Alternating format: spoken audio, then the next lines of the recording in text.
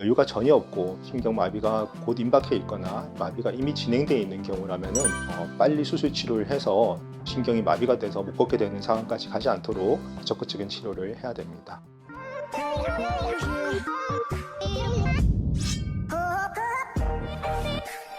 안녕하세요.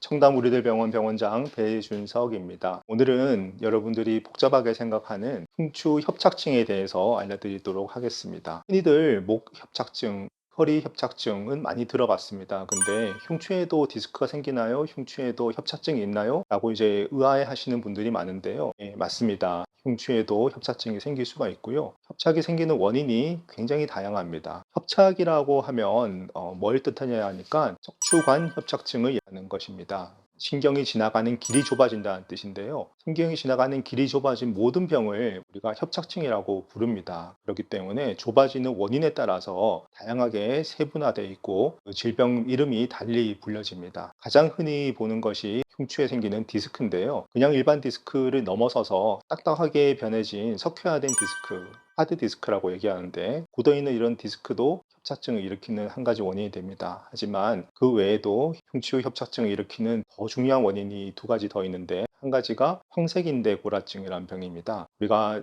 척추를 보면은 신경관이 있고 신경관 뒤쪽에서 신경을 싸고 있는 그 후궁이라는 뼈가 있는데 그 뼈를 붙잡아주고 있는 중요한 인대가 황색인대라는 인대입니다. 이 인대가 두꺼워지고 그 안에 석회가 차면서 딱딱하게 변하기 때문에 골화가 됐다고 얘기합니다. 그래서 이 황색인대가 골화된 병을 황색인대 골화증 이렇게 부르고 그것이 신경관을 좁아지게 만들기 때문에 척추관 협착증의 중요한 원인이 되는 거죠. 그 다음에 신경을 싸고 있는 그 관 앞쪽에서 신경을 보호하고 있는 큰 뼈가 있습니다. 척추체라고 하는데 척추체의 후면, 신경 앞쪽 척추체의 후면, 그래서 척추체의 후면이라고 해서 후라고 부르고 후면에서 길게 있습니다. 이 인대에도 석회가 차고 골화로 변할 수 있기 때문에 그것을 후종인대 골화증이라고 부르고요. 그러면은 뼈가 있고 앞쪽에도 인대가 있나요? 네, 맞습니다. 앞에도 전종인대라는 인대가 있는데 전종인대에도 골화증이 생깁니다. 그래서 전종인대 골화증이라고 부를 수는 있는데 그렇지만 그쪽은 신경이 없기 특별한 증상이 아니고 치료 대상이 아니기 때문에 전종인대 골화증은 병이라고 부르진 않습니다. 골화증이나 협착증 둘 다 비슷하게 신경이 지나가는 길을 좁게 만들기 때문에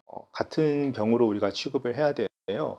환자가 나타나는 증상에 따라서 수준과 범위가 좀 달라지게 됩니다. 협착증으로 인해서 신경 주변에 생기는 염증이 병감을 만드는 원인이 많이 될 수 있기 때문에 1차적으로는 약물 치료와 또 주사 치료 그런 치료들을 먼저 해보기는 합니다. 하지만 통증이 굉장히 심해지거나 방사통이 좀 심해지거나 혹은 마비 증상이 와서 걸을 때 균형을 잘 못 잡거나 쉽게 달리지 못하거나 대소변에 조금이라도 장애가 생긴다면 이것은 빨간불이 들어오는 적산 신호이기 때문에 반드시 수술 치료로 넘어가야 됩니다. 그래서 우리가 이 석회화된 그 골화증의 정도와 범위를 정확히 보기 위해서는 CT 검사는 필수적으로 필요하고 또 MRI 검사, 또 일반 MRI보다 더 정밀한 신경 조형 MRI 검사 등을 해서 과연 신경에 얼마나 여유가 남아 있는지에 따라서 여유가 충분히 남아 있고 초기 증상이라면은 약물 치료와 주사 치료 여유가 전혀 없고 신경 마비가 곧 임박해 있거나 마비가 이미 진행되어 있는 경우라면은 빨리 수술 치료를 해서 신경이 마비가 돼서 못 걷게 되는 상황까지 가지 않도록 적극적인 치료를 해야 됩니다.